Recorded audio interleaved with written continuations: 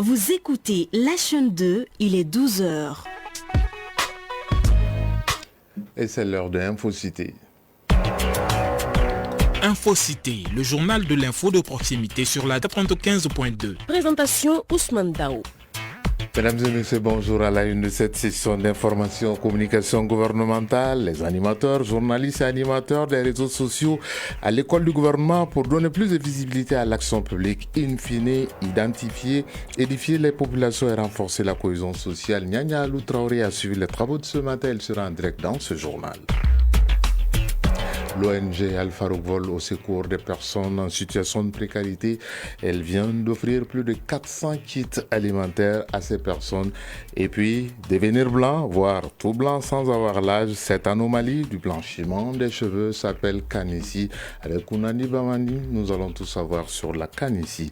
La page internationale sera développée par Ibrahim Souri Traoré, qui nous emmènera faire un tour aux États-Unis, mais également sur le continent, avec notamment la candidature de Oumarou Sissoko Ambalo pour les élections présidentielles en Guinée-Bissau. Voilà pour le sommaire, dans un instant les détails. Mardi 4 mars 2025. Merci d'avoir choisi la chaîne 2 pour vous informer. Encore une fois, bienvenue tout d'abord. Bon suite de Ramadan à toutes et à tous. Et c'est à 12h passé de 2 minutes que nous accueillons en direct dans ce journal. Nyanya Alou Traoré. Nyanya, bonjour. Bonjour Ousmane Dao. Vous revenez du Centre international de conférence de Bamako, CICB, qui abrite les journées de renforcement des compétences sur la communication gouvernementale.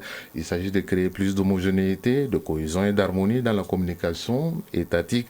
C'est l'un des objectifs visés par ces 3 jours de séminaire qui a débuté hier. Aujourd'hui, les chargés des missions en communication des ministères des structures étatiques sont à l'honneur avec différentes thématiques d'organes de médias du pays. Et on peut savoir un peu plus avec vous?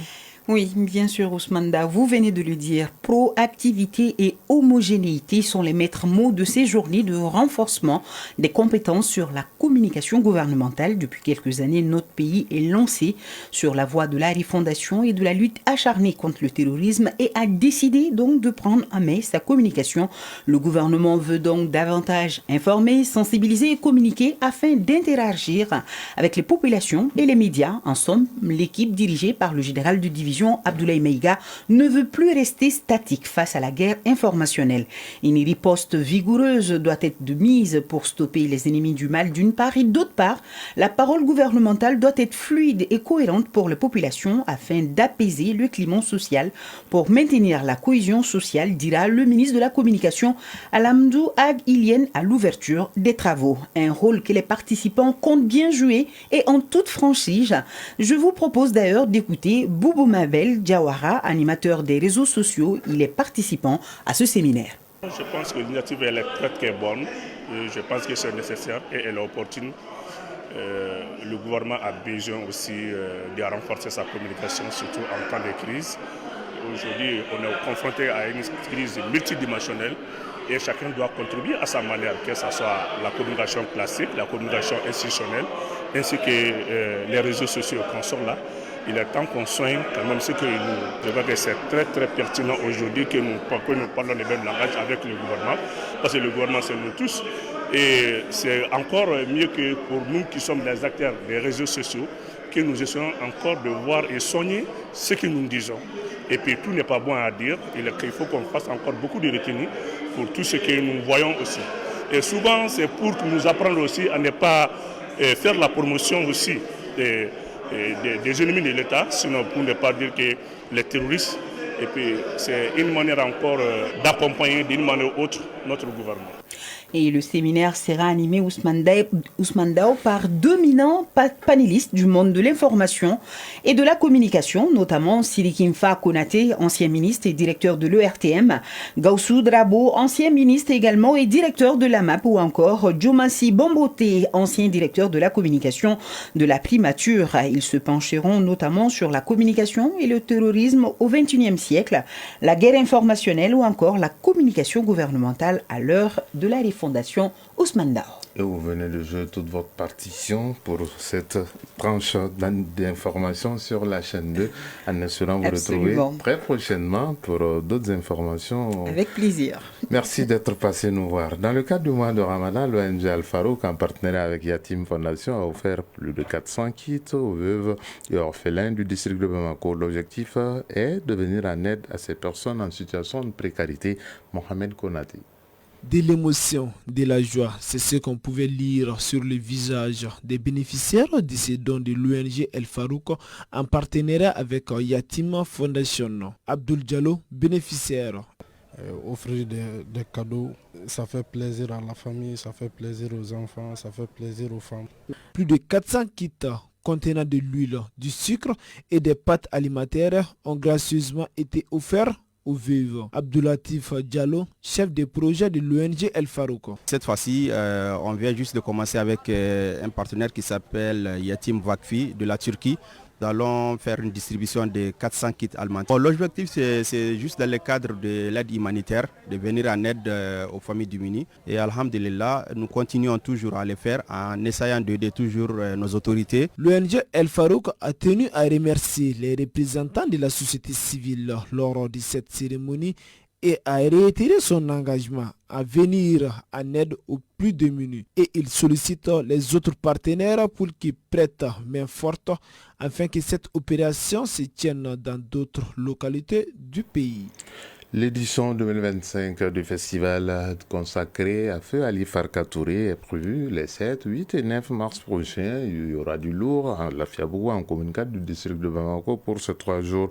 En prélude à ce festival, les organisateurs étaient devant la presse pour partager certaines informations et expliquer le bien fondé de cette édition 2025. Ibrahima Souri Traoré y était avant sa page internationale. Voilà que retentissent une nouvelle fois les sonorités du festival initié à l'honneur de Ali Farka Touré.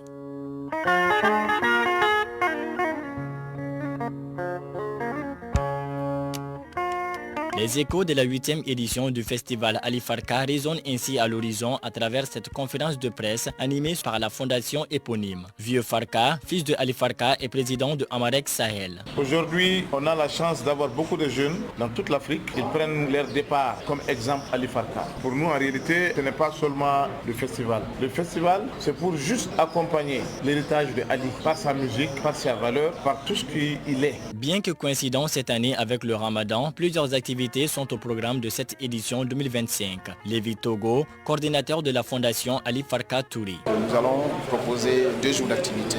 On aura l'inauguration du siège du festival à la Fiabougou et ensuite on aura la rupture collective, c'est sur le 17. Le samedi, on aura la cérémonie de don au niveau du CESCOP à Sakola 2 et le lendemain 9, on a en matinée une petite activité pour le sacrifice à la famille Ali Farka Touré. Placé sous le thème Racines, Solidarité et Vivre Ensemble, ce festival qui aura lieu les 7, 8 et 9 mars prochains est une invitation à commémorer Ali Farka Touré afin de perpétuer sa mémoire et son héritage. Le festival Ali Farka Touré est un événement culturel qui se tient depuis 8 ans à la Fiabougou en commune 4 du district de Bamako.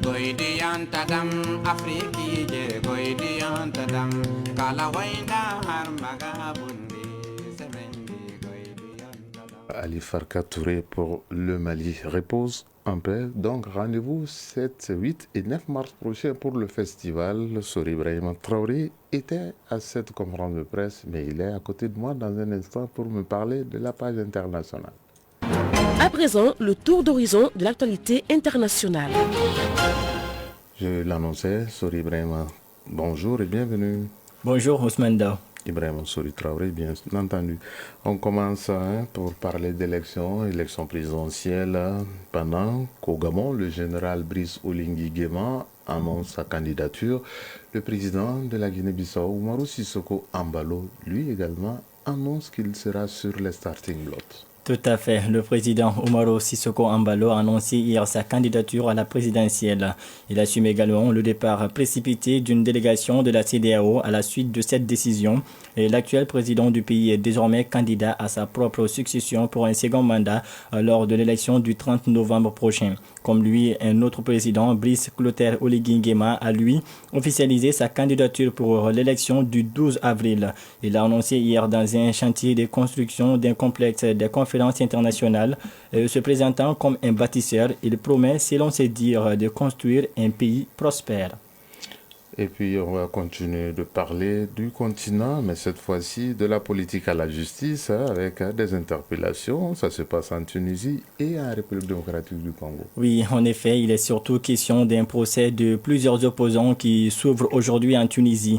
Il s'agit de l'affaire de complot présumée contre la sûreté de l'État impliquant une quarantaine de personnes, dont 7 figures politiques emprisonnées depuis 2 ans. Ce complot, dont les détails ne sont pas encore connus, repose essentiellement sur les témoignages et des échanges suspects.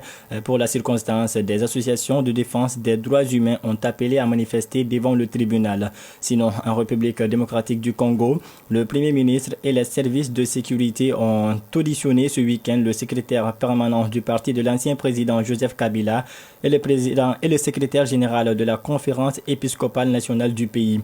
Selon des informations de sources gouvernementales, les interrogatoires visent à éclaircir d'éventuels liens entre ces deux personnalités et des mouvements susceptibles de menacer la sécurité nationale. Cela dans un contexte marqué par une avancée des rebelles du M23 et de l'AFC à l'est du pays, Ousmane Daw. On termine cette actu internationale avec le président américain Donald Trump qui a suspendu hier l'aide militaire destinée à l'Ukraine. Cette décision a été prise après une réunion à la Maison-Blanche hier avec les responsables chargés de la défense et de la diplomatie ainsi que les principaux conseillers de la présidence. La kanichi dans notre société fait partie des sujets tabous, vu que les personnes qui sont touchées et leurs proches évitent d'en parler. Après plusieurs tentatives, nous avons pu avoir une dame dans les vingtaines qui nous confie assumer sa kanichi. Salimata Konaté. J'ai commencé à l'âge de 12 ans. Quand ma mère, elle maîtrisait, elle en coupait un peu, mais il y en a toujours. Dans notre société, il existe des catégories de kanichi d'après Yaya Koulibaly, traditionnaliste. Le kanichi, c'est que le chambran blanc, ça c'est on est avec. C'est des signes distinctifs, c'est des étoiles, des étoiles brillantes, ça c'est très intéressant. L'autre côté, le kanichi, l'autre côté, c'est que c'est question hormonale.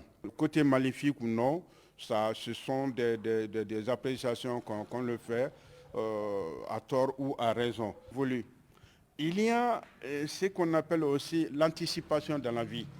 Il y a des gens qui poussent très vite les cheveux. À 28, 30 ans déjà, c'est fini, c'est la fin du cycle. Parce qu'ils sont allés au-delà du prévisible. À côté de ces explications traditionnelles, la kanichi peut s'expliquer scientifiquement. Selon Dr Mamadou Kourechi, médecin dermatologue. Bien au niveau de la peau, nous avons la mélanine qui détermine un peu la pigmentation. Donc cette même mélanine, à travers les mélanocytes et les mélanosomes, aussi ravitaille les poils aussi en pigments. Donc c'est lorsqu'il y a un dysfonctionnement dans ce ravitaillement-là que les cheveux blanchissent. Maintenant, la kanichi, elle peut être un phénomène qui peut être tout à fait naturel chez les gens. Il y a généralement, à partir de l'âge de 40 ans, les cheveux commencent à blanchir un peu par endroits. Mais il peut arriver que ce blanchissement-là soit précoce chez certaines personnes. Ça peut être familial, héréditaire, dans la majorité des cas. Ça peut être idiopathique, on n'a aucune cause. Mais ça peut être aussi révélateur de certaines pathologies. Pour les personnes complexées par la kanichi, retenez bien que ça se masque et que la différence définit la beauté de la nature. La nature, c'est aussi la météo. Avant de boucler cette édition, le thermomètre affiche actuellement 36 degrés et sur Bamako et environ, la maximale attendue sera 39 degrés Celsius quand au soleil se couchera à 18h41. C'est donc la fin de cette session d'information qui vous a été présentée par Ousmane Daou. Réalisation Mohamed Bari, Mohamedou Doumbia. À la coordination technique, Diala Samake, mise en ligne, Mohamed Koulibaly, coordination éditoriale, Nyanya Alou Traoré, Djefa Diara. Le prochain rendez-vous avec l'actualité sur la chaîne 2, c'est à 18h. Mais gardez vos positions d'écoute dans un instant. Awa Kamisoko, Bourema Diallo et Moussa Diabaté seront là pour toute l'actualité sportive de la 2. Moi, je vous retrouve mardi prochain. Plaisir à Dieu, toujours avec le même plaisir de vous servir. Surtout, prenez soin de vous. Bonne suite de Ramadan. À très bientôt. Chacun de nous ne peut être une étoile, mais tâchons de briller pour éclairer là où nous sommes. Au revoir.